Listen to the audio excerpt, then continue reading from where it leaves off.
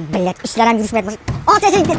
Qanigini ot tez. Kofe, choying nimaduring bormi? Tez tayyorla deb. Ich oling aka. Nima bu? Choy ich olasiz.